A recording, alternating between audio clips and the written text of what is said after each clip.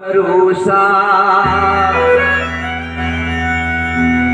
रुक जाए कब कहाँ पर। हाँ जी कि ना जी, किसी को मालूम है एक सांस हमारा आया दूसरा आएगा नहीं आएगा, किसी को नहीं मालूम। सांसों का क्या भरोसा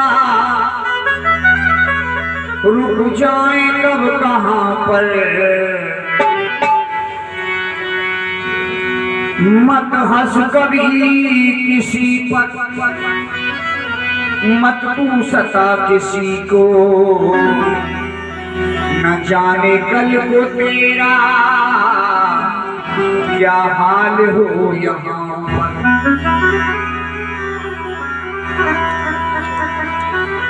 अभी अभी हम ठीक बैठे, एक मिनट में न जाने क्या से क्या हो जाए। हाँ जी।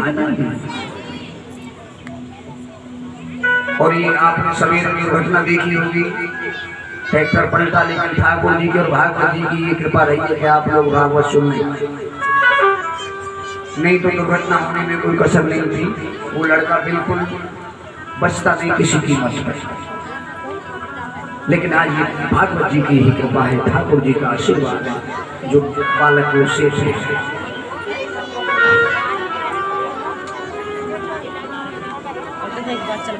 मेरा एक चेला है, अब है तो नहीं था,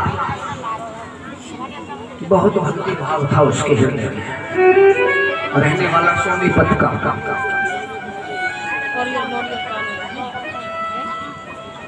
दिल्ली में मेरी उसकी मुलाकात हुई, दिल्ली में रहता था वो। ध्यान से सुनिए,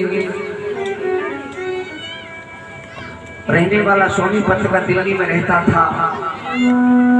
दिल्ली में मेरी कथा हो रही थी तो मेरी उसकी भेंट हुई।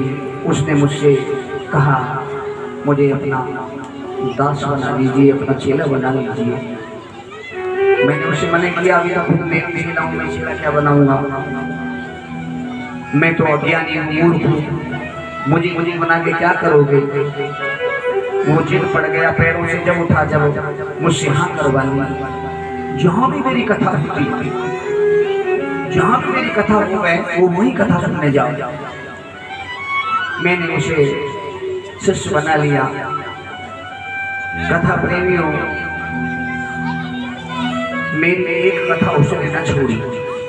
इतना भक्ति भाव हृदय में कि जहाँ भी कथा मेरी हो, हाथ जोड़ के उसने विनती की, गुरुजी एक भी कथा मुझसे छूट ना जाए, जहाँ भी तुम्हारी भागवत जाए मुझे तुरंत फोन कर देना, बस इतना कर देना, मेरे ऊपर इतनी कृपा तुम्हारी होनी चाहिए कि मुझे पता चल जाए, मैं आप पहुँचाऊंगा। और 7 दिन की पूरी कथा सुनेंगे जहाँ भी भागवत होंगे। कथा प्रेमी हो गया। मुरादाबाद में मैं कथा करने जा रहा था तो मैंने 5 दिन पहले उसके पास फोन किया। मैंने कहा बेटा मेरी कथा मुरादाबाद है, तुम पहुँच जाना। तो बोला गुरुजी पहुँच जाएंगे, चिंता मत करो। तो 5 दिन पहले मैंने फोन किया, दिन में कम से कम 2 बार उसका फोन रोज मेरे पास आवे। गुरुजी ये 5 दिन कब कटेंगे, गुरुजी वो दिन कब आएगा जब मैं आपके मुरादाबाद में बैठ के भागवत सुनूं। फोन करता रहा। जिस दिन मैंने घर से प्रस्थान किया मुरादाबाद के लिए, उस दिन की सुबह उसका फोन आया, गुरुजी कितने बजे निकल रहे हो। मैंने कहा सामान पैक कर दिया, गाड़ी में सामान लगा रहा हूँ, अब बस थोड़ी देर में निकलने वाला हूँ। तो 2 घंटे बाद फिर फोन आया, बुलंदशहर में पहुंच गया। बुलंदशहर पार किया मैंने, औरंगाबाद बुलंदशहर के बीच में था। फिर उसका फोन आया, गुरुजी कहाँ पहुँच गए। मैंने कहा औरंगाबाद पहुँचने वाला हूँ, गढ़मुक्तेश्वर पहुँच गया मैं। फिर उसका फोन आया, गुरुजी कहाँ पहुँच गए। मैंने गढ़मुक्तेश्वर पहुँच गया, गजरोला पहुँच गया। फिर आया, बहुत प्यार करता था भगवान की कथा से भी मुझसे। लेकिन जब मैं मुरादाबाद पहुंचा, गजरोला के बाद उसका फोन नहीं आया। और जब मैं मुरादाबाद पहुंचा तो मैंने सोचा कि कहीं ऐसा ना हो रास्ता भटकता रहे, एक बार मैं फोन कर लूं। तो मैंने कॉल की तो उसकी बेटी ने फोन उठाया, एकदम रो पड़ी। गुरुजी पिताजी का देहांत हो गया।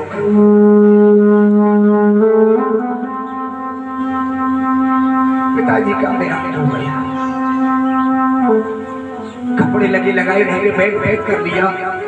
और ये बोल रही थी कि मैं 7 दिन का था, सुन के आऊंगा, मेरे पास फोन मत कर देना, मुझे बुला मत लेना, तुम लोग फोन करते हो तो मुझे डिस्टर्ब होता है, मेरे पास 7 दिन तक फोन मत कर देना। बेटी रोती गई, मुझे बताती गई, गुरुजी कपड़े पैक हो रहेंगे, अभी पिताजी का अंतिम संस्कार करके आए। प्यारे, क्या भरोसा है इस जिंदगी का, साथ देती नहीं आदमी का। समय भूल जाएगी जलते जलते, सांस रुक जाएगी चलते चलते, दम निकल जाएगा रोशनी का, साथ देती नहीं जिंदगी का।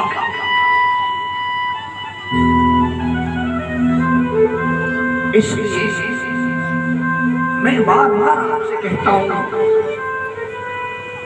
कि ठाकुर का भजन मत छोड़ देना। न जाने कब हमारा बुलावा आ जाए, कब हमें ये परिवार वाले, ये घर, ये धरा, ये भूमि, ये देश, ये संसार छोड़ के जाना पड़ जाए। किसी गरीब को देख के कभी हंसना, गरीब को देख के रो तो लेना प्यारे, भगवान इसकी रक्षा करना, इसकी मदद करना, और हो सके तो प्यारे तू भी कुछ उसकी मदद कर देना। कभी प्यासे को पानी पिलाया नहीं, बाद आंसू बहाए तो मैं क्या करूं। कभी भूखे को भोजन कराया नहीं, बाद आंसू बहाए तो मैं क्या करूं। एक चीज से चला दो, आएगी लाइट भलाई देख के